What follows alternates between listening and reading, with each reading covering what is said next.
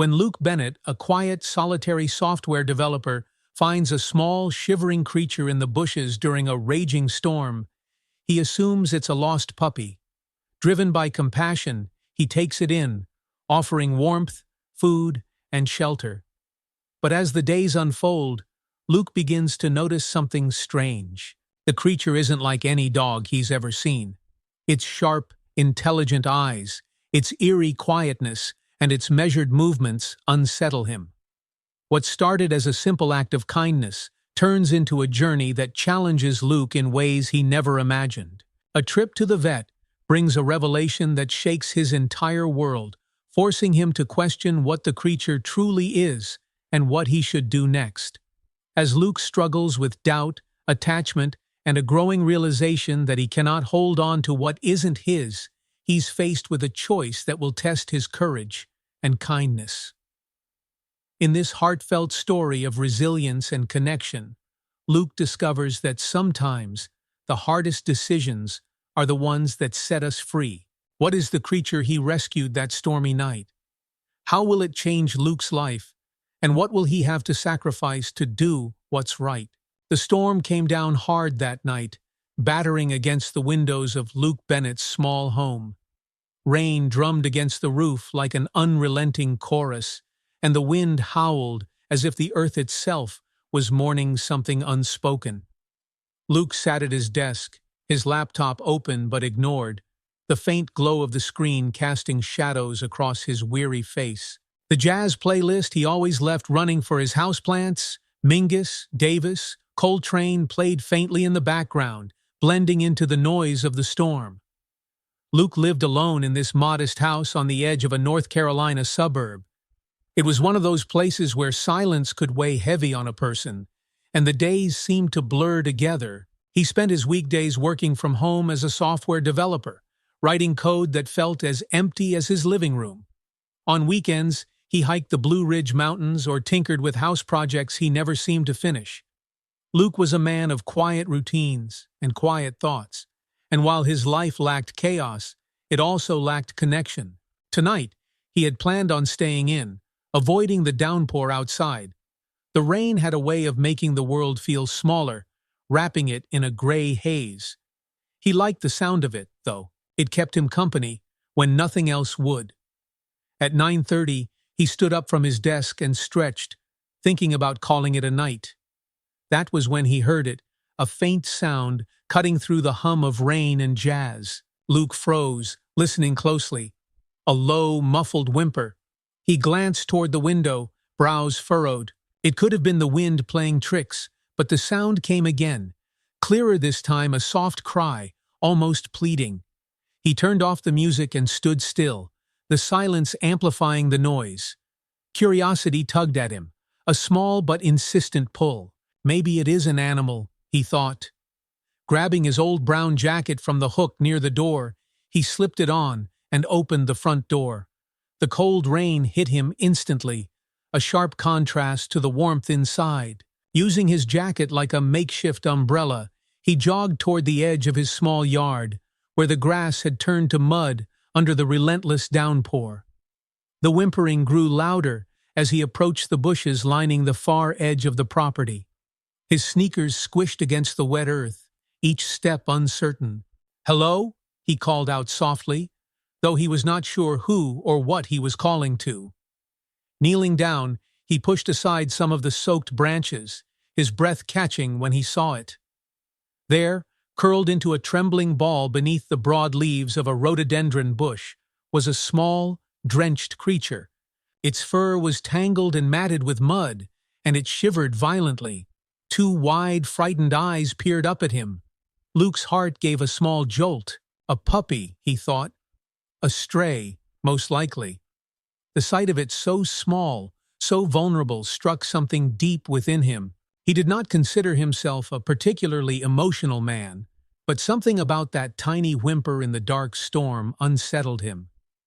"Hey there, little guy," Luke said softly, crouching lower.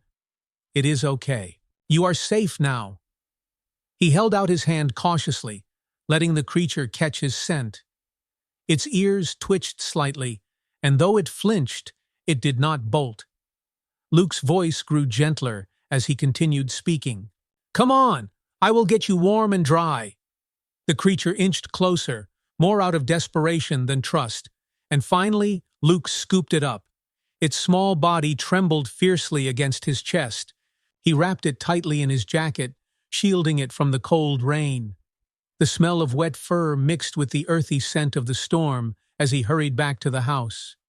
Inside, the living room was warm and quiet again. Luke placed the small creature on a soft towel near the fireplace, which he quickly lit. The flames crackled to life, spreading their gentle warmth across the room.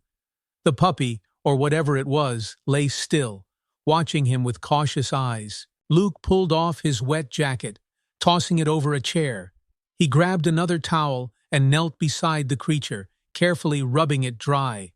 As he worked, he noticed its odd features. The fur was short and spotted in places, not quite like any puppy he had seen before. Its ears were longer, and its eyes held an eerie intelligence, as though it were studying him right back. "You are a strange one," he murmured, but there was no malice in his voice, only curiosity. "Where did you come from?" The creature made no sound, only shivered as it curled tighter into the towel. Luke's heart ached at the sight. It looked so small, so lost. He stood and walked to the kitchen, returning with a shallow bowl of warm milk and some leftover chicken. When he set it down in front of the creature, it sniffed cautiously before devouring the food with desperate hunger. "You were starving, huh?" Luke said, watching it eat. He sat back on the floor, resting his arms on his knees. "Well, I guess you are stuck with me for now." Once the creature had finished, it curled back onto the towel by the fire, finally seeming to relax. Luke stayed where he was, his gaze lingering on the strange little animal. He was not sure what he was going to do next. Take it to the vet, maybe put up some flyers, but for tonight, it would be safe here, in this quiet home. He glanced around the living room, suddenly aware of how empty it felt, despite the crackling fire and the faint hum of jazz. The house had always been too big for just one person. Luke had told himself he liked it that way, that the solitude was a comfort. But watching the little creature sleep, he felt something shift inside him, a quiet whisper that maybe his world had been too quiet for too long. Later that night, as the storm began to weaken, Luke carried the creature into his bedroom and set it on a folded blanket near the foot of his bed. It stirred slightly, but did not protest. He lay awake for a long time, listening to the rain against the windows and the soft, steady breathing of his unexpected guest. In the darkness, he found himself thinking about the way Maggie Stevens, his kind neighbor, had once told him that life had a funny way of bringing us what we needed, even when we did not know we needed it. Maggie was always saying things like that, small nuggets of wisdom tucked into casual conversations.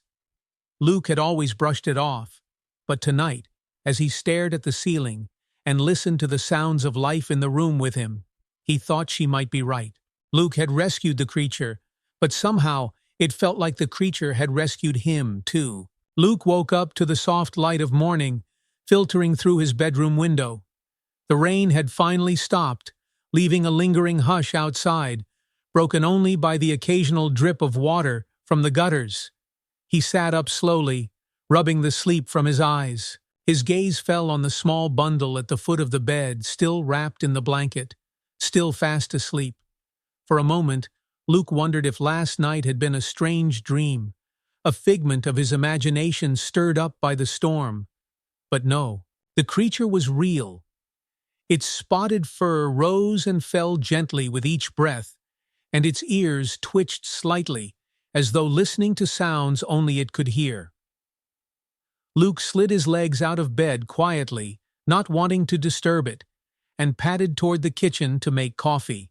The house was colder than usual, the remnants of the storm leaving a damp chill in the air. He wrapped himself in his old flannel shirt as the coffee machine sputtered to life, filling the silence with a comforting hum. As the scent of coffee wafted through the room, Luke found himself glancing toward the bedroom doorway, waiting for some kind of sound. Nothing. The creature was still, far too still for Luke's comfort. What am I even supposed to do with you? He wondered as he poured himself a steaming mug. He'd never owned a pet before. He didn't have anything close to resembling dog food or supplies. Last night had been pure instinct rescuing the small, shivering life from the rain. Sighing, Luke wandered back into the bedroom. He crouched down beside the blanket, setting his coffee mug on the nightstand. The creature stirred then, its dark eyes flicking open.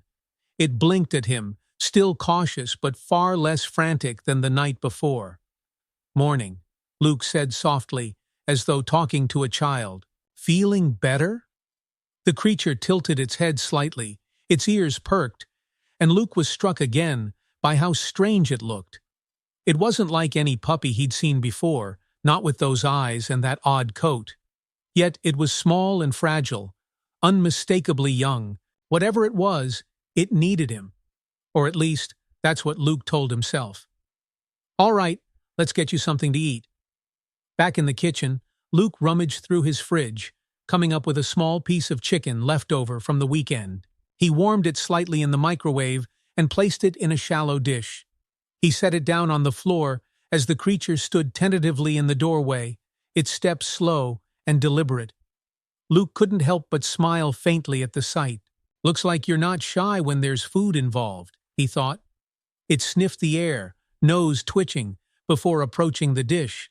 With an eagerness that startled Luke, it tore into the chicken, its small teeth snapping and crunching as it ate. He frowned slightly, noticing again how sharp its teeth were. He knelt on the floor nearby, watching carefully. "You're hungrier than you let on," he said softly, though the creature paid him no mind. When it finished, it sat back on its haunches and stared at Luke, its gaze so direct it made him uneasy.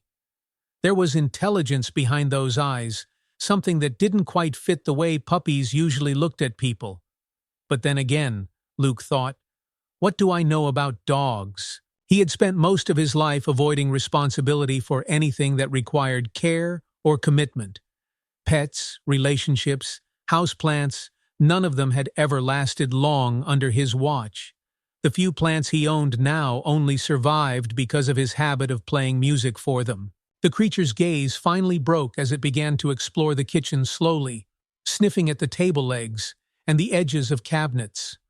Luke found himself amused by its curiosity and stood to make himself breakfast, a couple of scrambled eggs and toast.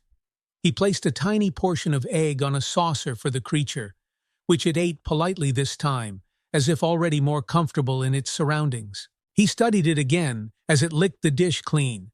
Its coat was drying out now, revealing an odd mix of soft tan fur and dark spots. Luke's unease flickered in the back of his mind, but he shrugged it off. "You'll need a name, you know," he murmured, more to himself than to the creature. "Can't keep calling you little guy." The creature gave no response, of course.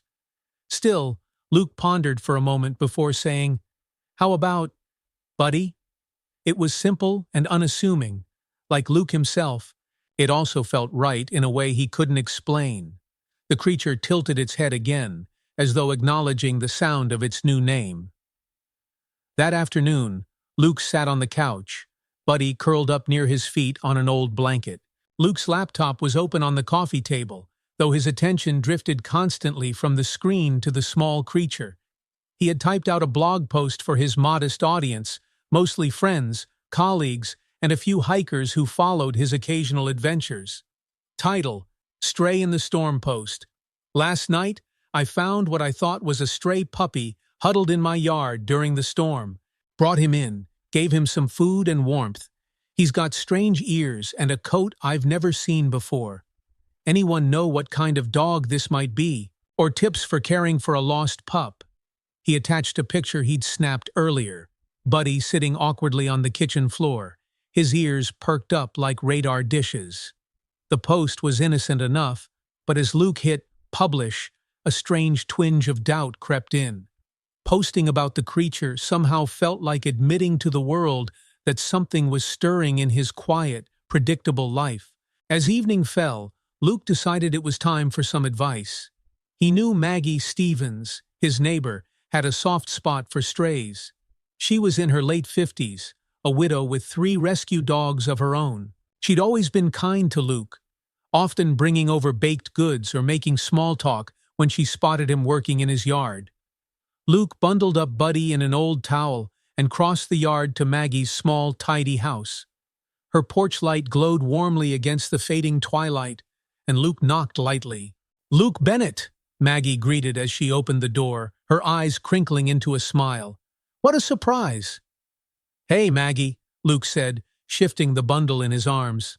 "Sorry to drop in, but I found something during the storm last night. I could use your advice." Maggie raised an eyebrow and stepped aside. Come in. Let's see what you've got there." Inside, her home was exactly as Luke had imagined, cozy and full of life. Dog beds were scattered across the living room floor, where 2 small terriers and an elderly golden retriever lay curled up. A faint smell of lavender and fresh cookies hung in the air. Luke carefully unwrapped Buddy, who blinked sleepily in the warm light. Maggie's sharp gaze softened instantly. "Oh, you poor thing," she said, reaching out to stroke Buddy's head gently. Buddy flinched slightly, but did not pull away. "Where did you find him?" "In the bushes by my yard," Luke explained. "He was soaked and shivering." Maggie nodded, studying Buddy closely. "He's not liked any pup I've seen," she admitted, her voice thoughtful. "But whatever he is, you did a kind thing, Luke. Not many people would have stopped." Luke shifted uncomfortably. "I didn't think much about it." "Well, you should," Maggie said firmly. "Kindness matters especially for creatures who can't help themselves." Her words stuck with him. Kindness had always seemed like such a small thing, something he took for granted in others, but never extended himself. Looking at Buddy now, nestled securely in his arms, Luke felt a strange warmth. Maybe Maggie was right. Maybe stopping to help just this once was not such a small thing after all. As Luke left her house later, Maggie handed him an old dog bed and a bag of soft treats. "Take care of him, Luke," she said gently. "He's lucky you found him." Luke walked back across the yard with Buddy in his arms, feeling the weight of her words. "He's lucky you found him." Luke looked down at the creature, its eyes peering up at him through the blanket. Maybe, Luke thought, I'm the lucky one. The next morning, Luke woke to the unfamiliar weight of responsibility. The small house that usually felt too big for one person now seemed to buzz with quiet energy. From the living room, Buddy's soft movements echoed faintly gentle footsteps across the hardwood floor, the occasional rustle of the blanket Luke had left for him. Luke pulled on a sweatshirt and stepped into the hallway, pausing as he watched Buddy pacing. There was something strange about the way the creature moved. Its steps were deliberate, almost measured, as though it were counting each one. When Buddy noticed Luke standing there, it froze for a moment, its dark eyes locking on his. "Morning," Luke murmured, trying to push away the uneasy feeling that had crept up overnight. "You're an early riser, huh?" Buddy tilted its head, a habit Luke was already starting to recognize, and sat down in front of the window. It stared outside, unmoving. Luke sighed and ran a hand through his messy hair. He wasn't sure why he felt uneasy. Buddy had done nothing wrong. No barking, no chewing furniture, no accidents on the carpet. If anything, the creature had been unnervingly quiet. Maybe that's what's weird, Luke thought as he moved into the kitchen. Dogs barked, puppies yipped and whined for attention, but Buddy was something else entirely calm, watchful, almost calculated.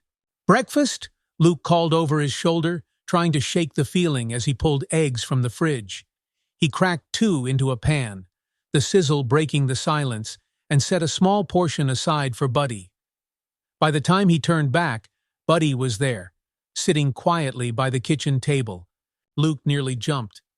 "Geez, you move like a ghost," he said, shaking his head with a chuckle.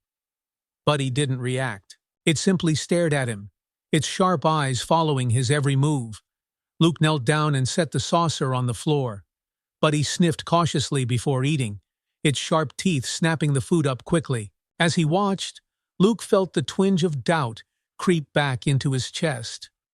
"What are you, really?" he wondered silently. He had been telling himself that Buddy was just a strange-looking dog, a mutt, perhaps, or a rare breed he hadn't heard of. But there were moments like now when Luke felt sure that wasn't the whole truth. He poured himself a cup of coffee and sank into the chair by the window. Outside, the sky was clear for the first time in days. Sunlight spilled over the yard, and a few lingering drops of rain glistened on the leaves of the rhododendron bush, where he had found Buddy. Everything looked so ordinary, so normal, except for the small, strange creature at his feet. The blog post Luke had written the day before was still on his mind. He picked up his phone and checked it, surprised to see it had already gathered more attention than usual. A handful of comments stood out. "That's not a dog. Look at those ears. Looks like some kind of wild animal. Where did you find it? You might want to call a vet or wildlife expert. Be careful." Luke frowned, scrolling through the responses. He hadn't expected people to latch on to the mystery of Buddy's appearance so quickly. It had been a passing thought when he posted it, just something to fill the quiet corners of his blog. But now, people were speculating, throwing out words like wild animal and exotic species. He looked down at Buddy, who had finished eating and was now staring once again at the window. Luke followed its gaze, but there was nothing there, just the empty yard and the line of trees beyond. "You're a strange one," he said aloud. Though his voice was softer this time, Buddy didn't move. It stayed frozen, its gaze fixed on the outside world, as though it were waiting for something Luke couldn't see. That afternoon, Luke stood in the aisle of the local pet store, staring blankly at a wall of leashes and collars. He hadn't been inside a pet store in years, and the sheer variety of options felt overwhelming. His eyes moved from the bright, cartoonish puppy toys to the sturdy crates stacked at the back of the aisle. He had no idea what he actually needed. "First-time pet owner?" The voice startled him. Luke turned to see a young woman with curly blonde hair and a kind smile standing nearby. Her name tag read Sarah, and she held a small package of dog treats in her hand. Yeah," Luke admitted, rubbing the back of his neck. "Kind of. It's complicated." Sarah's smile grew wider, and she tilted her head curiously. "Complicated, huh? Well, let me know if you need help. What kind of dog do you have?" Luke hesitated, the words sticking in his throat. "It's small and quiet. Not really sure what breed it is yet." Sarah nodded sympathetically, apparently used to uncertain pet owners. "Well, the basics are the same. Leash, collar, food, a few toys to keep them happy." She gestured to the shelves. "Start small, see what works." "Right," Luke said with a grateful nod. "Thanks." As Sarah walked off, Luke grabbed a simple leash, a plain collar, and a soft plush toy shaped like a fox. He doubted Buddy would be interested, but it felt like the kind of thing a dog would like. At the register, he picked up a bag of small treats, the kind meant to train puppies.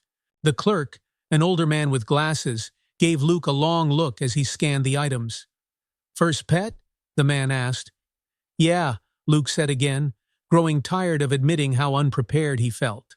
"Well, good luck with it," the man replied, handing Luke his change. "Animals have a way of changing things, sometimes for the better." Luke nodded absently and left the store, the man's words lingering in his mind. Back at home, Luke clipped the new collar around Buddy's neck. It was too big, sliding loosely under Buddy's chin, but it would do for now. Buddy sat patiently as Luke fumbled with the leash, as though it understood what was happening. "You're weirdly cooperative," Luke muttered, eyeing the creature warily. "Most dogs would fight me on this." Buddy's response was to tilt its head again, that same curious motion it seemed to make whenever Luke spoke. Luke sighed and grabbed his jacket, the leash looped around his wrist. "All right, let's try this." Outside, the late afternoon sun was bright and warm. The world was fresh from the storm, the air crisp and cool, Luke walked slowly down the narrow sidewalk, Buddy padding silently at his side. There was no pulling or straining, no sudden barking at passing cars or squirrels. Buddy moved with the same deliberate calm it always had, its eyes darting toward every rustle of leaves or shift of shadow. A few neighbors passed by, offering polite nods or smiles. One woman slowed down as she passed, her eyes lingering on Buddy for a beat too long. "Cute dog," she said hesitantly, as though unsure of her own words. "Thanks," Luke replied quickly, tugging the leash slightly to keep moving. That night, as Luke sat on the couch with his laptop, he opened the blog post again. He stared at the comments piling up, some light-hearted, others more urgent. "You sure that's not a wild animal? Might want to get it checked. Could be a wolf dog. Be careful. Take it to a vet, man." Luke's stomach tightened as he scrolled. He had planned to take Buddy to the vet soon, but a small part of him dreaded what they might say. For now, Buddy lay curled up on the blanket near Luke's feet, its chest rising and falling slowly in sleep. Luke watched it for a long time, a strange mix of affection and unease swirling in his chest. He had saved it from the storm, but now he wasn't sure who or what he had brought into his home. As Buddy twitched in its sleep, its ears flicking and its body trembling slightly, Luke's thoughts turned dark. Maybe the comments were right. Maybe this wasn't a dog at all. The morning air was cool and sharp as Luke loaded Buddy into the car. The quiet stillness of his neighborhood was broken only by the low rumble of the engine and the distant chatter of birds waking in the trees. Buddy sat in the back seat, perched carefully on a folded towel. Its dark eyes scanned the world outside the window, its body still and rigid, as though sensing something Luke could not. Luke's hands tightened on the steering wheel as he glanced in the rearview mirror. "It's just a quick trip to the vet," he muttered, mostly to himself. He wasn't sure why he felt the need to explain things out loud. Maybe it was Buddy's silence, so unnerving, so different from the excited chaos Luke imagined puppies brought into their owners' lives. Over the past few days, the comments on his blog had lingered in Luke's mind like an itch he couldn't scratch. Words like wild and dangerous had planted themselves in his thoughts, growing into doubts he couldn't ignore. He hadn't wanted to believe them after all. Buddy had been nothing but calm and compliant, but there was something undeniably different about the creature. The vet would have answers, Luke told himself. Dr. Stephen Carter was known around town as a kind man who handled everything from excitable golden retrievers to stubborn barn cats. He would know what to do. Buddy made no sound during the short drive to the veterinary clinic. From time to time, Luke glanced back at it, expecting to see signs of nervousness, panting, whining, scratching at the towel. But Buddy simply sat there, watching the world pass by with its too sharp gaze. The parking lot outside the clinic was already filling up when Luke pulled in. A woman with a limping Labrador passed him as he climbed out of the car, and a family wrestled a yowling set in a carrier toward the front door. Luke hesitated, his stomach tight with an unease he couldn't explain. "All right, Buddy, let's get this over with." Clipping on the leash, Luke opened the back door and waited for Buddy to jump out. Instead, Buddy stepped down slowly, its movements smooth and deliberate, the leash slack in Luke's hands. "Not nervous at all, huh?" Luke muttered, though the calmness unsettled him more than it comforted. As they entered the clinic, the sound of barking dogs and soft chatter filled the air. The receptionist, a cheerful woman with short red hair, looked up and smiled. "Good morning. Name?" Luke Bennett," he replied, tugging the leash gently to guide Buddy closer to the desk. "I have an appointment with Dr. Carter.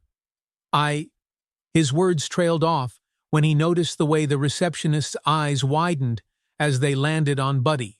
"Oh," she said softly, "that's quite a unique-looking pup you've got there."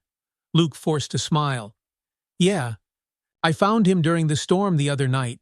Figured I should have him checked out." "Well, you're in the right place," she replied quickly, recovering her professional tone.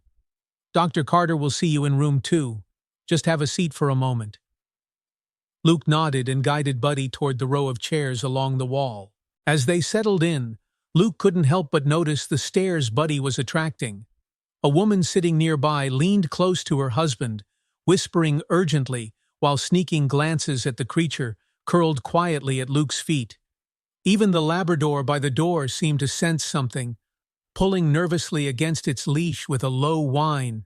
"Relax," Luke muttered under his breath, though he wasn't sure if he was talking to himself or Buddy. He bent down, rubbing the creature's back gently. "They're just not used to you, that's all." Buddy tilted its head slightly, eyes locking on Luke's as if it understood every word. For a moment, Luke froze. There was something unsettling about that gaze, something far too knowing. He looked away quickly, feeling a chill crawl up the back of his neck. "Mr. Bennett?" The voice broke the tension. Luke looked up to see Dr. Stephen Carter, an older man with silver hair and a calm, reassuring smile, standing in the doorway. "Right here," Luke said, rising to his feet. Buddy stood with him, following close behind without resistance. Dr. Carter glanced at Buddy as they approached, his brow furrowing slightly. "Well now," he said softly, his tone full of curiosity. "That's quite a companion you've got there." Luke managed a nervous chuckle. "Yeah, I've been hearing that a lot lately." Inside the exam room, Dr. Carter gestured for Luke to set Buddy on the table. Buddy complied without a fight, stepping onto the surface with its usual eerie calm. Dr. Carter's hands were gentle as he began the exam, pressing carefully along Buddy's sides and lifting its ears to check inside. "So you said you found him during the storm?" Dr. Carter asked conversationally, his gaze never leaving Buddy. "Yeah, he was shivering in the bushes outside my house," Luke replied, shifting uncomfortably in his chair. "I thought he was a stray puppy. He's been quiet, weirdly quiet. I just figured I should bring him in to make sure everything's okay." Dr. Carter hummed thoughtfully.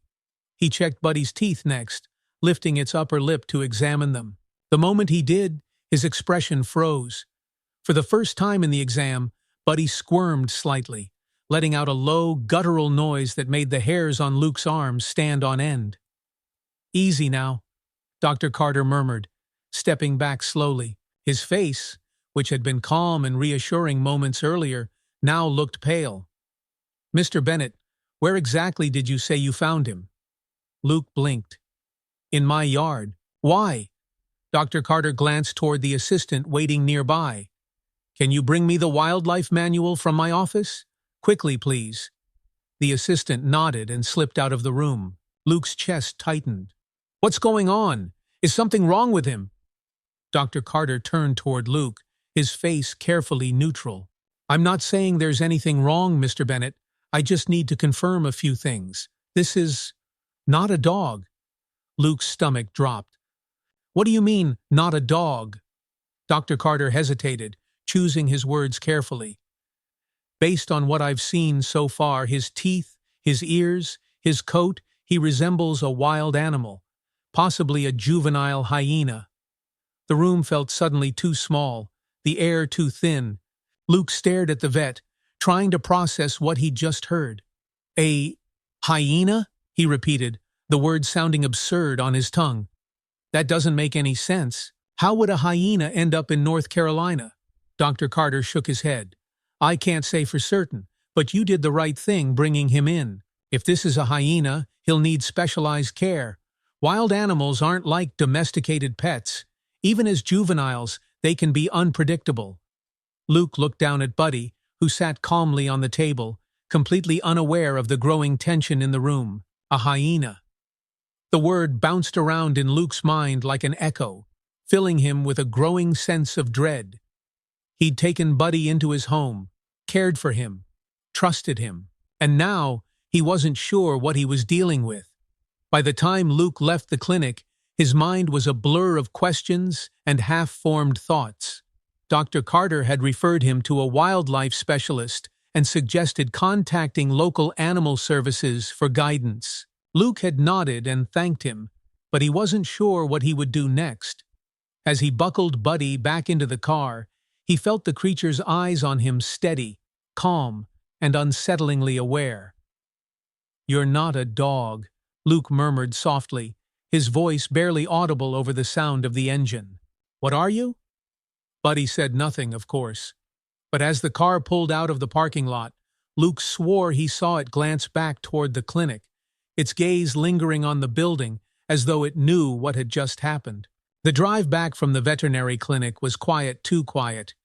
Luke could feel the tension hanging in the air, heavy and unspoken, like a weight pressing down on his chest. Buddy sat in the back seat, calm as ever, its dark eyes scanning the trees that lined the road. From time to time, Luke glanced at the creature through the rearview mirror, half expecting it to do anything that might give him a clue as to what he was really dealing with. But Buddy remained still, its strange intelligence lurking beneath that unshakable gaze. "He resembles a wild animal, possibly a juvenile hyena." Dr. Carter's words echoed in Luke's mind, growing louder with every turn of the wheels. A hyena. The idea sounded absurd, laughable even.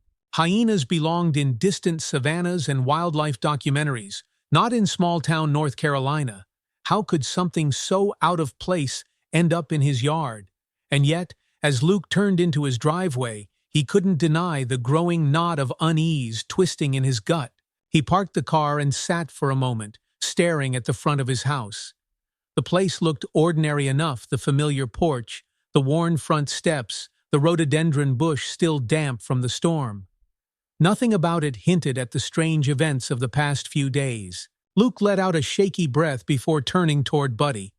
"Well," he muttered, unbuckling his seatbelt, "we're home." Buddy tilted its head slightly, but made no move until Luke opened the door. It stepped out slowly, its movements graceful and precise, as though every action was carefully measured. Luke led it into the house, unclipping the leash as soon as the door shut behind them. For a moment, the silence felt deafening. Buddy padded over to the blanket Luke had laid out near the fireplace and curled up, resting its head on its front paws. Luke watched it, half expecting it to lunge at him or bare its teeth, some wild instinct breaking through its calm exterior. But Buddy did none of that. It simply stared into the unlit fireplace, as still and silent as ever. Luke sighed, sinking onto the couch and burying his face in his hands. "What the hell am I doing?" he murmured to himself. He didn't know how to care for a dog, let alone something that might not even be a dog. His mind buzzed with questions he couldn't answer. Was Dr. Carter right? Was Buddy really a hyena? If so, how had it ended up here? And more importantly, what was he supposed to do now? Wildlife experts, animal services, those had been the vet's suggestions. But Luke's stomach twisted at the thought of handing Buddy over. He looked up, his eyes falling on the creature curled by the fire. Buddy looked so small, so vulnerable, nothing like the dangerous predator Dr. Carter had described. Luke had seen something wild in its eyes. Yes, but he had also seen trust. Somehow, that trust made it harder to think about letting Buddy go. Luke leaned back against the couch and exhaled slowly. "You're not making this easy. You know that?" Buddy's ears twitched slightly at the sound of his voice, but it didn't move. The rest of the afternoon passed in a daze. Luke spent hours pacing the living room, his thoughts running in endless circles. He pulled up article after article on his laptop: wild hyenas, their behaviors, where they lived, how they ended up in unexpected places. The answers were sparse and unhelpful. By evening, Luke's head felt like it was ready to split. He shut the laptop and rubbed his temples, glancing toward Buddy, who was still curled up on the blanket. Its steady presence was both comforting and unsettling, like the calm before a storm. As the sun began to set, Luke heard a knock at the front door. He hesitated, glancing nervously toward Buddy before moving to open it. Maggie Stevens stood on the porch, a warm smile on her face and a foil-wrapped dish in her hands. "Evening, Luke," she said cheerfully. "Thought you might be in need of some dinner." Luke blinked at her, caught off guard. "Oh, thanks, Maggie. You didn't have to do that." "Nonsense," Maggie replied, stepping past him into the house as though she'd done it 100 times before. "What kind of neighbor would I be if I let you go hungry?" Luke watched her set the dish on the kitchen counter, a small wave of relief washing over him. Maggie had that effect on people. She was the kind of woman who could make any house feel like home, her kindness radiating through every word and action. She turned back to him, her eyes narrowing slightly. "You look like you've seen a ghost. Everything all right?" Luke hesitated, unsure of what to say. "Yeah," he said finally, though his voice lacked conviction. "Just a lot on my mind." Maggie studied him for a moment before her gaze shifted to the blanket near the fireplace. "And there's the little one," she said softly, her tone full of warmth. "How's he doing?" Luke glanced at Buddy, who was now watching Maggie with quiet curiosity. "He's fine, I think." Maggie tilted her head, sensing the hesitation in his voice. "Something wrong?" Luke let out a shaky breath and leaned against the counter. "The vet thinks he might not be a dog," he admitted. "He said Buddy could be a hyena." To his surprise, Maggie didn't look shocked. She simply raised an eyebrow and looked toward Buddy again. "Well now, that's something you don't hear every day." Luke stared at her, waiting for her to say what everyone else had said, that he should call animal services, that Buddy was dangerous, that he was crazy for keeping it. But Maggie's expression remained calm, her eyes soft with understanding. "So what are you going to do?" she asked finally. "I don't know," Luke admitted, his voice breaking slightly. "Dr. Carter said I should call a wildlife specialist, but I can't shake the feeling that, I don't know, that I shouldn't just hand him over." Maggie smiled faintly and stepped closer, placing a gentle hand on his shoulder. "Sometimes we're put in these situations for a reason, Luke. Maybe this little one needed you more than you realize." Luke looked at her, his chest tightening. "But what if I'm not enough? I don't know the first thing about taking care of whatever he is." "You're doing the best you can," Maggie replied firmly, "and that counts for something." She turned toward the door, pausing with her hand on the knob. "Take it one step at a time, Luke. You'll figure it out." Luke watched her leave, her parting words echoing in his mind. He stood in the doorway for a long time, the evening air cool against his face. When he finally turned back to the living room, Buddy was sitting up, watching him carefully. "Did you hear that?" Luke asked softly as he sank onto the floor beside the creature. "One step at a time." Buddy tilted its head as though considering the words. Luke let out a small laugh, the tension in his chest easing ever so slightly. For the first time in days, he felt like he could breathe. That night, as Luke lay in bed, he heard the faint sound of Buddy pacing the living room again. But instead of unease, he felt a strange sense of calm. The house no longer felt empty. Whatever Buddy was, dog, hyena, or something else entirely, it had found its way to Luke for a reason.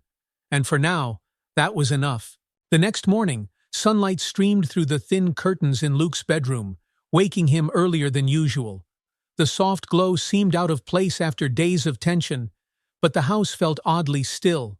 For a moment, Luke lay there, staring at the ceiling, listening for the familiar sound of Buddy pacing the living room. Instead, there was silence.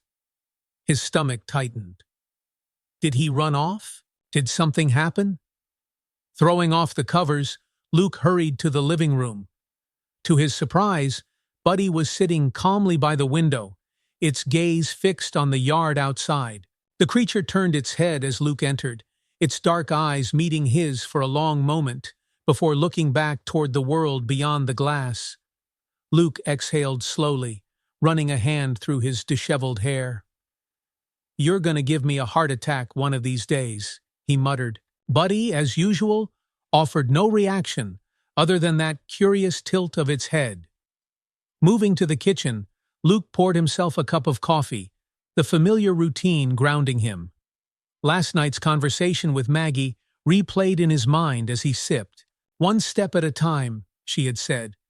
The words had stuck with him, offering a sense of clarity he hadn't realized he needed. Luke couldn't ignore what Buddy was. Dr. Carter had made that much clear, but he also couldn't shake the feeling that giving up on the creature would be wrong. Buddy trusted him, and trust, Luke knew, was something fragile and rare. Still, he couldn't figure this out alone. Later that morning, after a second cup of coffee and some half-hearted pacing, Luke sat down at his desk and opened his laptop. His fingers hovered over the keyboard for a moment, uncertain, before typing a quick search. Local Wildlife Rescue Services, North Carolina. The search results were scattered lists of sanctuaries, hotline numbers, and animal rehabilitation centers. Luke clicked on a few links, skimming quickly until he found one that caught his eye. Blue Ridge Wildlife Rehabilitation Center. Specializing in the care and rehabilitation of displaced wildlife. He hesitated, staring at the words. This place seemed right. If Buddy truly was a wild animal, they would know what to do. The thought left a knot in his stomach, though, because part of him already knew what reaching out might mean. After a long pause, Luke picked up his phone and dialed the number listed on the website. The line rang twice before a calm, professional voice answered. Blue Ridge Wildlife Rehabilitation. This is David speaking. How can I help you? Luke swallowed hard. Hi. My name's Luke Bennett. He paused, unsure how to phrase what came next. I think I might need your help with an animal I found. There was a beat of silence on the other end before David replied, his tone still calm but more attentive now. Of course. What kind of animal are we talking about? Luke ran a hand over his face, suddenly feeling foolish. Honestly, I thought it was a dog at first, a puppy I found during the storm a few nights ago, but the vet I took him to thinks it might be a juvenile hyena. This time the silence stretched longer. A hyena? David repeated, his voice laced with surprise. That's definitely unusual for North Carolina. Yeah, Luke replied quickly, relieved that the man didn't sound judgmental. I know it sounds crazy, but he's been calm, quiet. I've been taking care of him, but I don't know if I'm doing the right thing. You did the right thing by calling, David assured him. Wild animals, even young ones, can be unpredictable, and they require specialized care. Tell you what, how about I come out to take a look? I can assess the situation and see what we're dealing with. Would that work for you? Luke's shoulders sagged with relief. Yeah, that would be great. They exchanged details, and Luke gave him directions to his house. As he hung up the phone, he glanced toward Buddy, who was still sitting by the window. It almost felt like the creature knew something was happening, like it could sense the shift in the air. Someone's coming to meet you, Luke said quietly. Buddy's ears twitched, but it didn't turn to look at him. David Monroe arrived early that afternoon, pulling up in a sturdy green truck with the words, Blue Ridge Wildlife Rehabilitation, emblazoned on the side. When Luke stepped outside to greet him, he saw a man in his early 40s climbing out of the cab. David's rugged clothes and calm demeanor gave him the air of someone who spent a lot of time outdoors. His kind smile helped ease Luke's nerves. You must be Luke, David said, holding out a hand.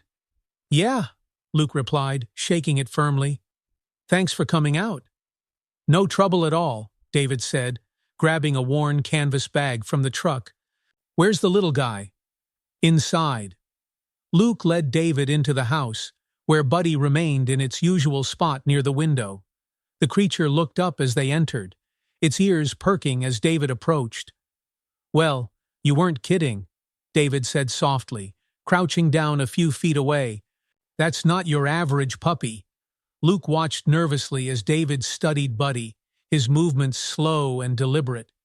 He didn't try to touch the creature, but he observed it closely, its coat, its posture, the sharpness of its eyes. Buddy stared back, unblinking. How long have you had him? David asked, glancing up.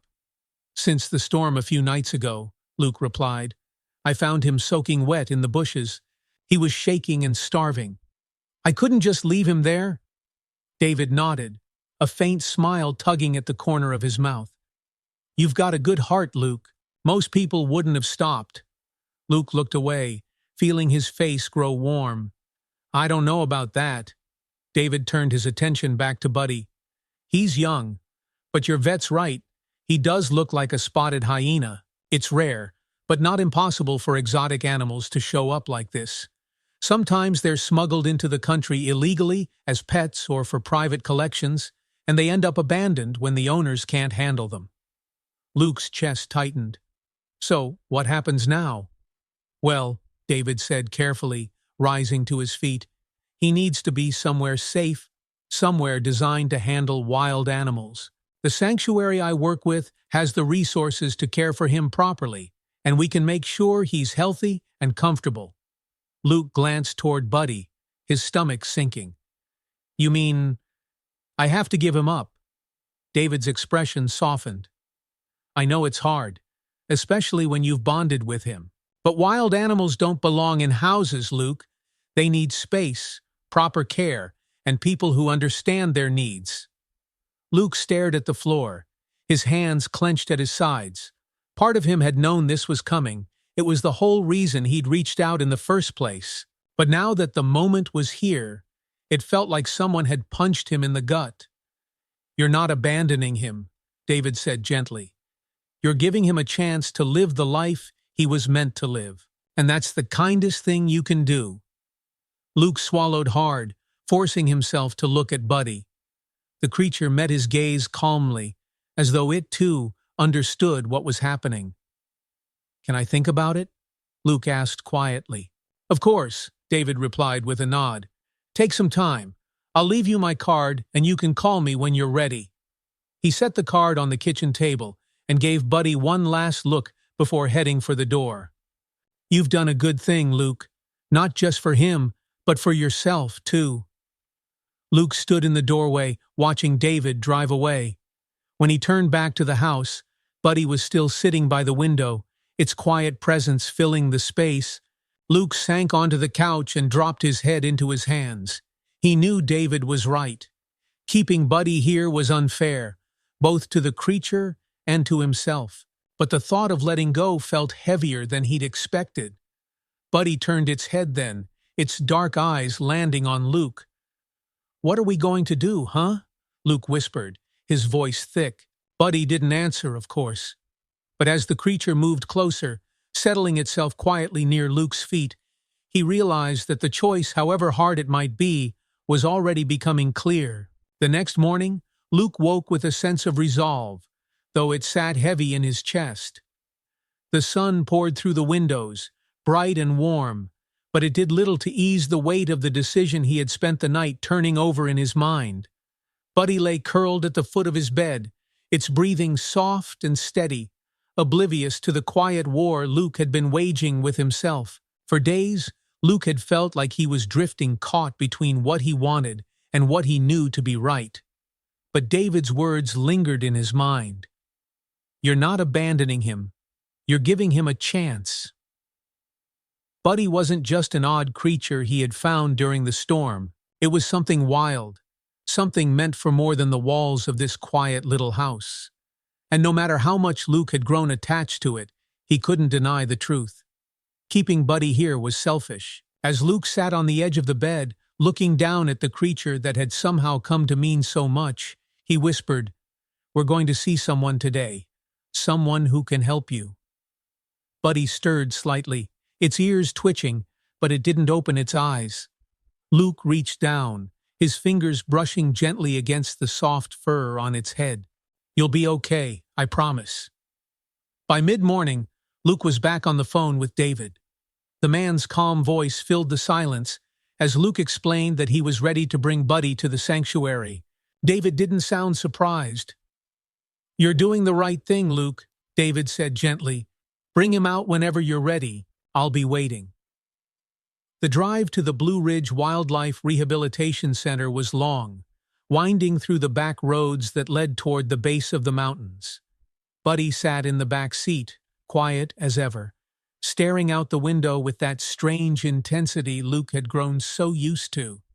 The drive itself felt surreal, like something out of a dream. The trees whipped by in streaks of green and gold, sunlight filtering through the branches in shifting patterns.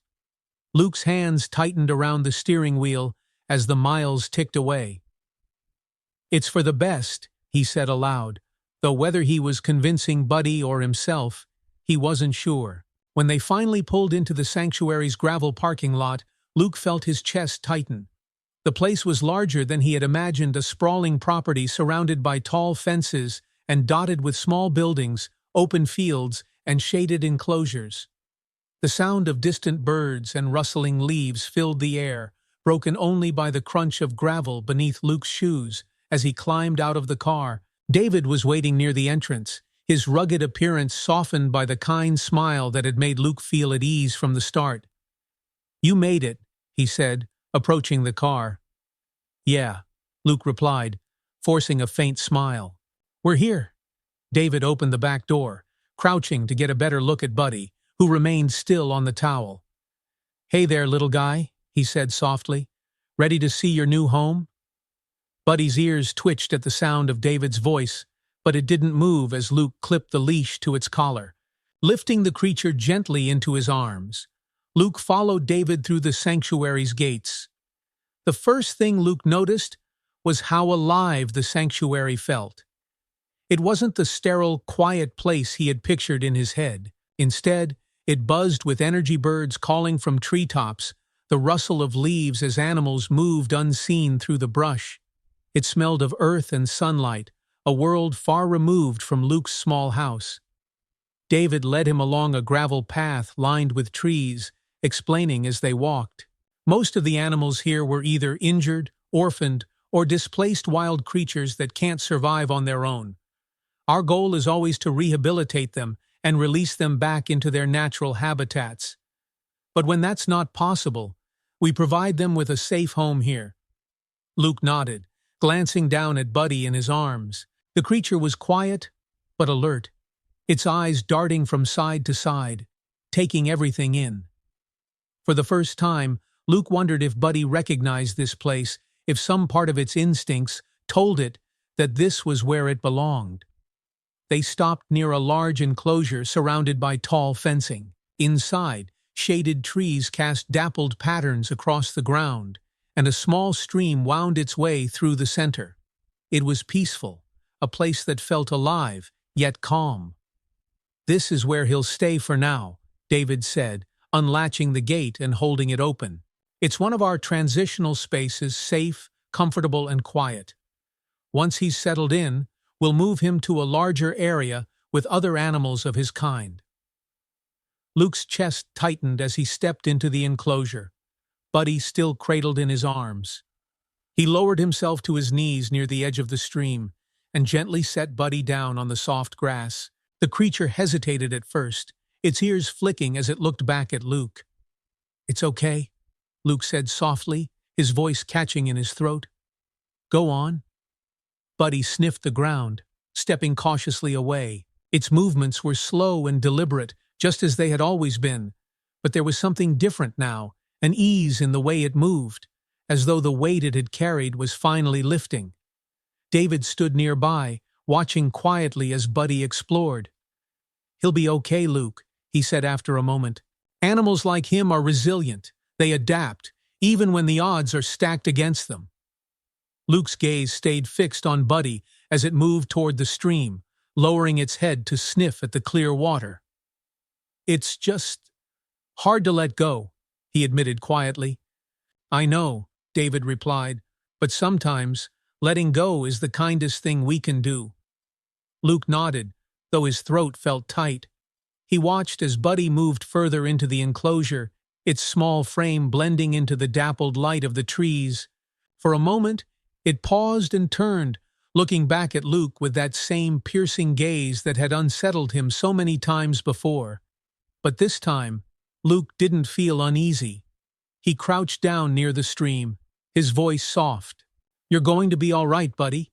The creature blinked, its ears twitching, before turning away and disappearing into the shade. David led Luke back to the main office, where the air was filled with the distant sounds of animals calling to one another. Luke's steps felt heavy, his heart a mix of relief and sorrow.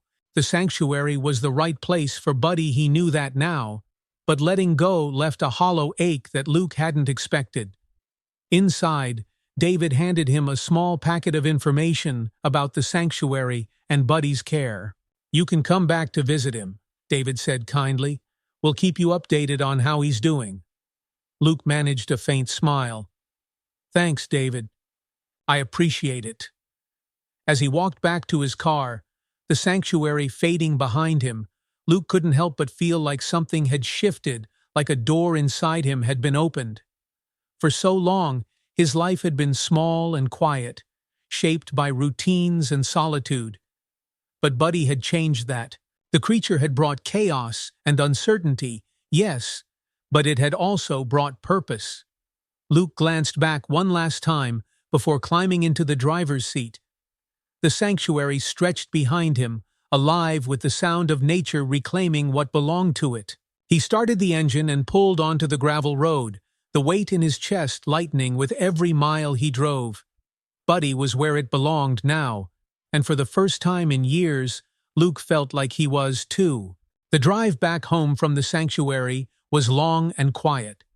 The winding roads that had felt full of uncertainty on the way there now seemed emptier, quieter, like the world itself had shifted. Luke's hands gripped the steering wheel, but his mind wasn't on the road. He kept replaying the moment Buddy had disappeared into the shade of the trees, the way it had turned back to look at him one last time. There had been no grand farewell, no moment of understanding where everything clicked into place. And yet, Luke knew Buddy had understood something perhaps more than he himself could. It was as if the creature had given him permission to let go.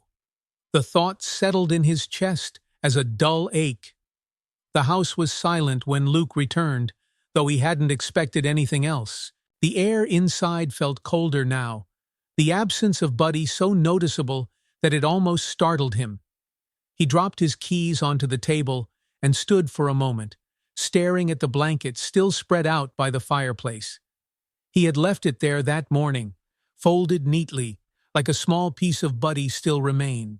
The room itself seemed too still, too empty, as though the life Buddy had brought into it had disappeared completely. Luke sat on the edge of the couch, his head in his hands. He wasn't sure how long he sat there, listening to the ticking of the old clock on the wall and the faint rustle of leaves outside. "You did the right thing," he whispered to himself, though the words felt hollow. The day stretched on, the hours melting into one another as Luke wandered aimlessly through the house. He tried to busy himself with work, but the lines of code on his screen seemed meaningless now, the rhythm of his life thrown off kilter. He kept catching himself glancing toward the blanket by the fire, expecting to see Buddy curled up there, watching him with those intelligent eyes. By evening, Luke gave up on pretending to be productive. He wandered into the kitchen, opening the fridge out of habit and then closing it again, suddenly lacking the energy to make himself dinner. Instead, he pulled a bottle of water from the counter and took it outside, settling into the worn chair on the porch. The yard stretched out before him, bathed in the golden glow of the setting sun. The rhododendron bush where he had first found Buddy sat quietly at the edge of the lawn, its leaves trembling faintly in the breeze. Luke stared at it for a long time, memories of that stormy night rising unbidden. The creature he had thought was a stray puppy had been so small, so fragile. Bringing Buddy inside had been instinctual, but the days that followed had shaken something loose in Luke's carefully controlled world. Buddy had unsettled him, yes, but it had also brought him something he hadn't realized. He was missing: a sense of connection, of purpose. For so long, Luke had been content with his solitude. He had built walls around himself without even realizing it, filling his days with routines that kept the world at bay. But Buddy had torn through those walls like the storm that had carried it to him. And now, with Buddy gone, the silence that Luke had once welcomed felt unbearable. He leaned back in the chair, letting out a slow breath. Maggie's words echoed in his mind, soft but steady. Sometimes we're put in these situations for a reason. What had been the reason for this? What had Buddy brought him that he didn't already have? Luke wasn't sure. All he knew was that the creature he had found in the rain had left something behind, something intangible but real, like a mark on his heart that couldn't be erased. The next morning, Luke woke with a quiet hum of determination in his chest. It wasn't much, but it was enough to pull him out of bed and push him forward. He brewed a cup of coffee and sat down at his desk, staring at the half-finished blog post he had abandoned days earlier. The cursor blinked at him expectantly, a silent challenge. For a long time, he just stared at the screen, unsure where to begin. Then, finally, he placed his hands on the keyboard and started typing. Title: Goodbye, Buddy. The wildness we cannot keep. Post: A few nights ago, I found what I thought was a stray puppy in my yard during a storm. He was small and shivering, and I brought him inside without a second thought. I named him Buddy. But Buddy wasn't a puppy. He wasn't something that could be tamed or kept in a house like mine. A vet told me he might be a juvenile hyena, wild, rare, and out of place in a suburban yard. I didn't believe it at first. I didn't want to. For days, I tried to hold on to him. I fed him, cared for him, and watched him with curiosity that turned into something deeper. I couldn't explain it, but Buddy made me feel connected in a way I hadn't felt in years. Yesterday, I took Buddy to a wildlife sanctuary, a place where he belongs, a place where he can grow and live the life he was meant to live. Letting him go was one of the hardest things I've ever done, but it was the right thing. Sometimes kindness isn't about holding on, it's about letting go. Buddy reminded me of something I think we all forget sometimes.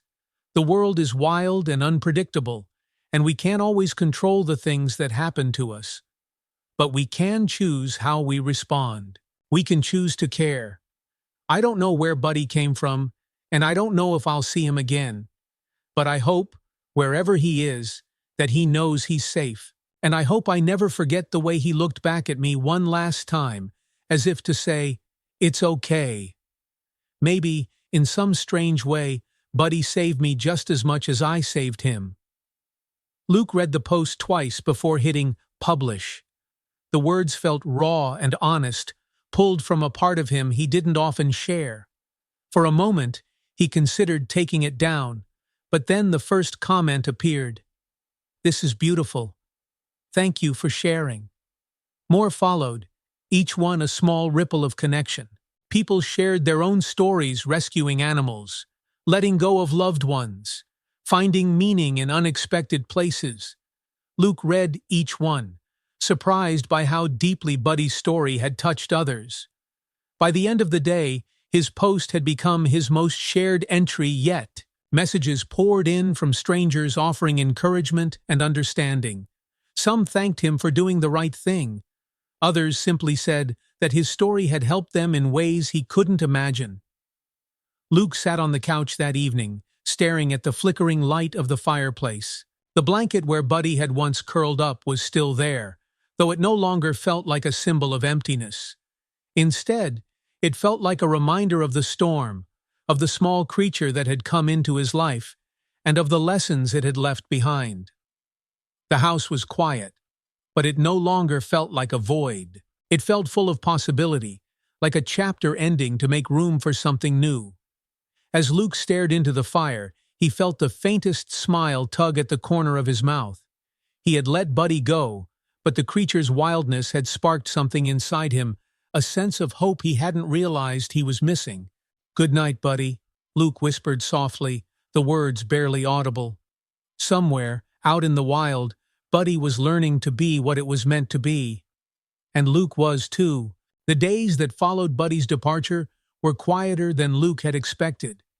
At first, the silence in the house felt heavy, almost suffocating, like the weight of something missing. It took him a while to stop glancing at the blanket by the fireplace or listening for the soft sound of Buddy pacing the room. But slowly, that silence began to shift. It became peaceful rather than empty, like a pause after a long breath. Luke found himself appreciating the quiet in a new way, as though Buddy had taught him to see it differently. The house, once a lonely space, now felt more like a place where things could begin rather than just end. One afternoon, as sunlight streamed through the kitchen window, Luke sat at his desk, sipping coffee and scrolling through his blog. He had been avoiding it since he posted about Buddy, unsure if he was ready to face people's responses. But now, as he clicked on the entry titled, "Goodbye, Buddy, the wildness we cannot keep," the comments surprised him. Dozens of people had shared their thoughts, some short and kind, others long and heartfelt. "Your story reminded me of when I rescued a hawk with a broken wing. Letting it go was the hardest thing, but watching it fly again, that was something I'll never forget. Thank you for sharing this. I've been holding on to something I need to let go of too. You've given me courage." Sometimes the kindest thing we can do is give someone or something the space to become what they're meant to be. Beautiful story. Luke scrolled slowly, taking in each comment.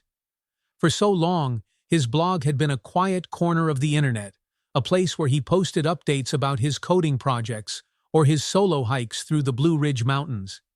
He never expected his story about Buddy to resonate so deeply with people he had never met. He sat back in his chair, staring out the window at the sunlit yard.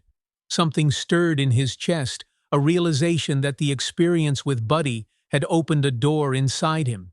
He had shared a piece of himself in that story, and in return, people had offered their own stories back to him. Connection. That was the word that came to mind. That evening, Luke heard a familiar knock at the door. He opened it to find Maggie standing on the porch with her usual warm smile, a basket of cookies in her hands. "Just thought I'd check in on you," she said, brushing a strand of silver hair behind her ear. "How've you been holding up?" Luke stepped aside, letting her in. "Better, I think," he admitted. "Still feels strange without him here, but I'm getting used to it." Maggie set the basket on the kitchen counter and turned to face him, her sharp, perceptive gaze taking him in. "You look lighter somehow," she said, her tone thoughtful. "Like something's changed." Luke managed a small smile as he leaned against the counter. "Maybe something has." Maggie nodded approvingly. "Good. Buddy left his mark on you, didn't he?" "Yeah," Luke replied softly. "More than I realized." For a moment, they stood in comfortable silence, the only sound the faint ticking of the clock on the wall. Finally, Maggie broke the quiet, her voice gentle. "I'm proud of you, Luke. You did right by that creature, even when it was hard. Not everyone would have had the heart or the courage to let him go." Luke swallowed the lump that rose unexpectedly in his throat. "It didn't feel like courage at the time," he admitted. "It just felt like loss." "That's because doing the right thing often does," Maggie said simply. "But loss can make room for something new, if you let it." She glanced around the kitchen, her eyes landing on Luke's laptop. "So, what's next for you?" Luke shrugged, feeling the faintest flicker of uncertainty. "I don't know. I've been thinking about getting back into hiking more, maybe exploring a few trails I've put off." "That's a start," Maggie said with a smile. "And who knows? Maybe you'll find something or someone else who needs a little kindness along the way." Luke chuckled softly, shaking his head. "You always know the right thing to say, don't you?" Maggie's eyes twinkled. "I've had a lot of years to practice." She turned toward the door, pausing with her hand on the knob. "Take care of yourself, Luke, and don't be a stranger, all right? There's always room for you at my dinner table." "I'll hold you to that," Luke replied, his smile lingering, even after the door closed behind her.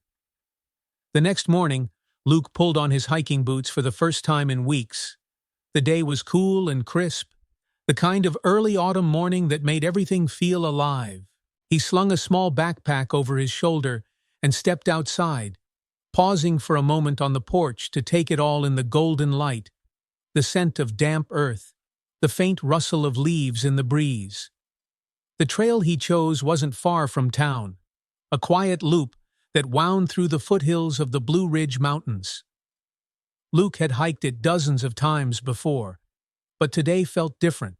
There was a lightness in his step, a sense of purpose that he hadn't felt in a long time. The trail was peaceful, the forest alive with the sounds of birdsong and the crunch of leaves beneath his boots. As he walked, Luke let his mind wander. He thought about the night he found Buddy in the storm, how small and fragile the creature had seemed, and how quickly it had changed his world. For so long, Luke had kept himself separate, building his routines, his quiet life, his small, safe world. But Buddy had forced him out of that comfort. The experience had challenged him, unsettled him, and yet, in some strange way, it had made him stronger. As he rounded a bend in the trail, Luke noticed something up ahead, a small wooden sign, with faded letters marking a side path he hadn't explored before. He hesitated for a moment, his hand brushing against the straps of his backpack. Then, with a small smile, he turned and followed the new trail. The path was narrower, less traveled, but it led to something unexpected, a small clearing at the edge of a ridge.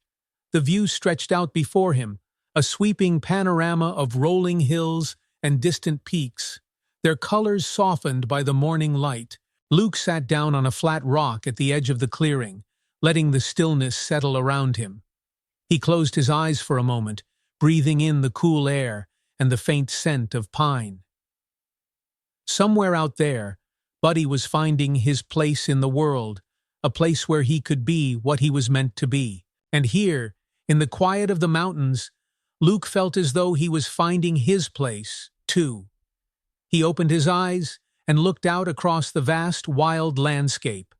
The world was unpredictable and untamable, full of storms and unexpected arrivals. But it was also beautiful, full of moments that reminded Luke what it meant to care, to connect, to let go. As he stood up and adjusted his backpack, Luke felt something settle inside him, a quiet kind of peace that he hadn't known he was searching for. "Thanks, Buddy," he whispered softly, though there was no one there to hear it. The forest stretched out before him, full of new trails and unknown paths, and for the first time in a long while, Luke was ready to see where they might lead. The days turned into weeks, and autumn settled firmly over North Carolina. The trees along Luke Street burned with vibrant reds, golds, and oranges, their leaves drifting to the ground like silent reminders that change was inevitable and beautiful.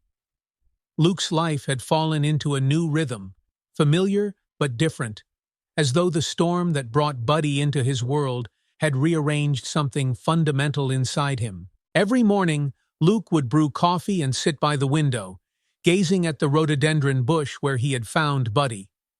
It was just a plant, a simple patch of green at the edge of his property, but to Luke, it now marked the beginning of something that felt too big to explain. His blog had transformed as well.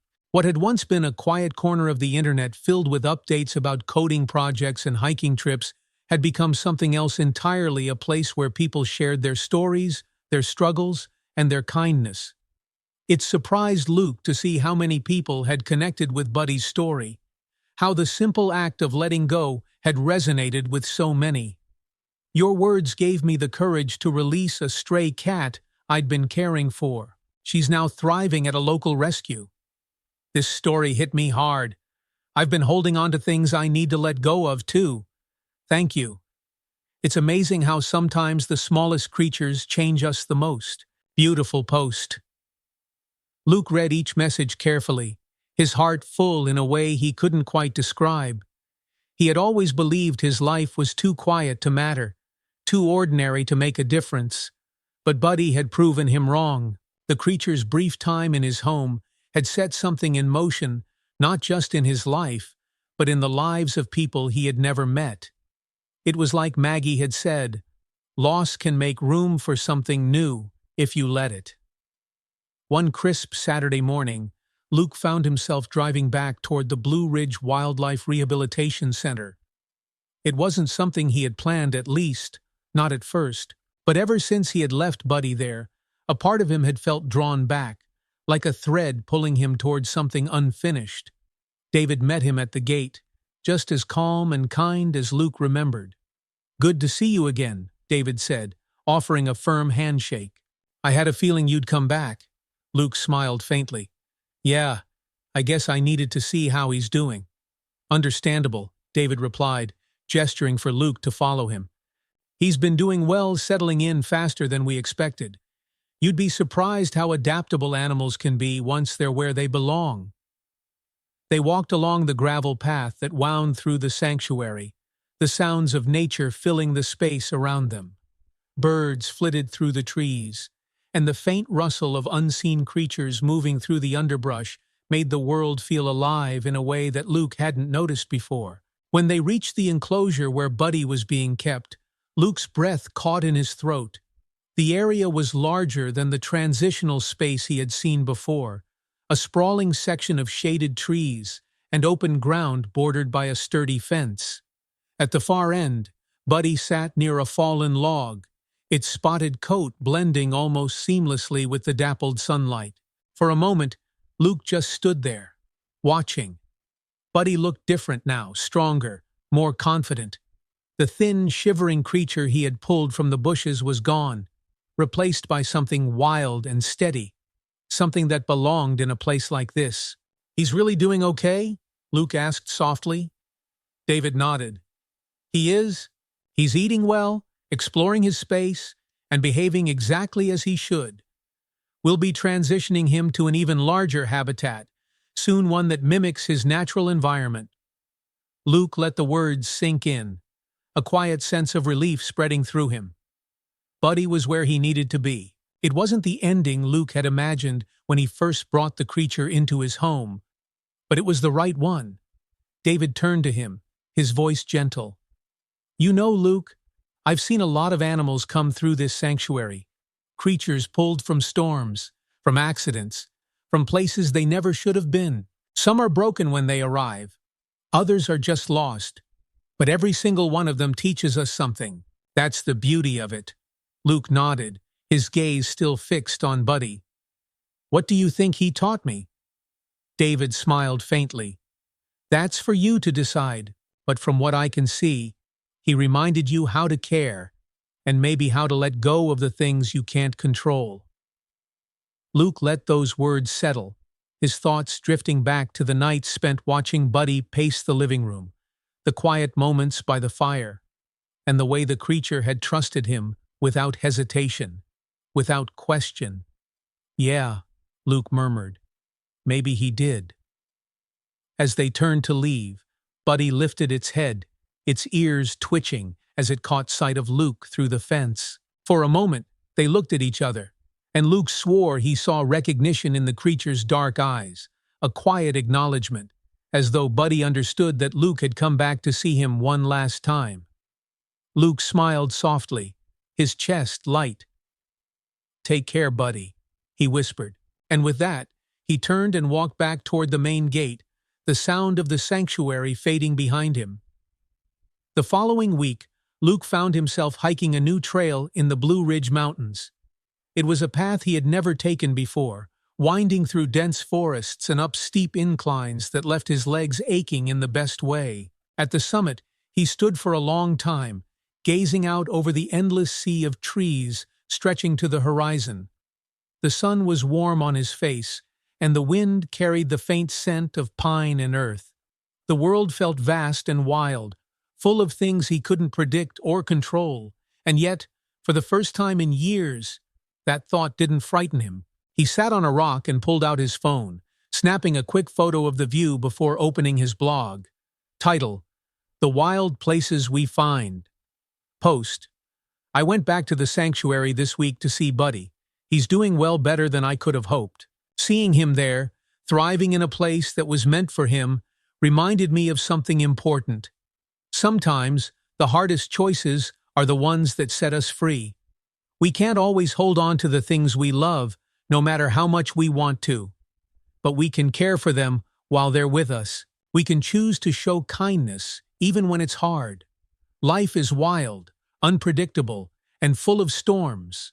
But it's also full of second chances, unexpected connections, and moments that remind us what it means to care. Maybe the wild places aren't just out there, in sanctuaries or forests or storms. Maybe they're inside us too. And maybe, just maybe, that's where hope begins. Luke hit publish and slid his phone back into his pocket, letting the quiet settle around him. The world stretched out before him, open and alive, and as he stood up to continue down the trail, he realized that he, too, was finally ready to move forward. Buddy had been a small part of Luke's life, but the ripple effect of his arrival had changed everything. And in that moment, as the wind whispered through the trees and the mountains stood tall around him, Luke knew that the wildness Buddy had left behind would stay with him forever. The following week, Luke found himself hiking a new trail in the Blue Ridge Mountains. It was a path he had never taken before, winding through dense forests and up steep inclines that left his legs aching in the best way. At the summit, he stood for a long time, gazing out over the endless sea of trees stretching to the horizon. The sun was warm on his face, and the wind carried the faint scent of pine and earth. The world felt vast and wild, full of things he couldn't predict or control, and yet, for the first time in years, that thought didn't frighten him. He sat on a rock and pulled out his phone, snapping a quick photo of the view before opening his blog. Title: The Wild Places We Find. Post: I went back to the sanctuary this week to see Buddy. He's doing well, better than I could have hoped. Seeing him there, thriving in a place that was meant for him, reminded me of something important. Sometimes, the hardest choices are the ones that set us free. We can't always hold on to the things we love, no matter how much we want to. But we can care for them while they're with us. We can choose to show kindness, even when it's hard. Life is wild, unpredictable, and full of storms.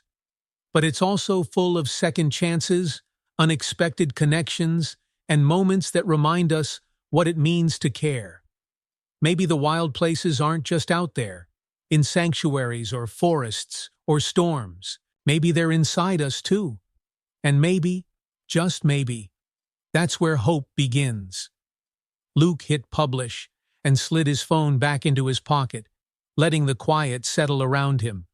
The world stretched out before him, open and alive, and as he stood up to continue down the trail, he realized that he too was finally ready to move forward. Buddy had been a small part of Luke's life, but the ripple effect of his arrival had changed everything. And in that moment, as the wind whispered through the trees and the mountains stood tall around him, Luke knew that the wildness Buddy had left behind would stay with him forever. Sometimes life surprises us in the most unexpected ways. A small act of kindness, like rescuing an animal in need, can change everything, not just for them, but for us too. Luke's story reminds us that letting go is not always loss.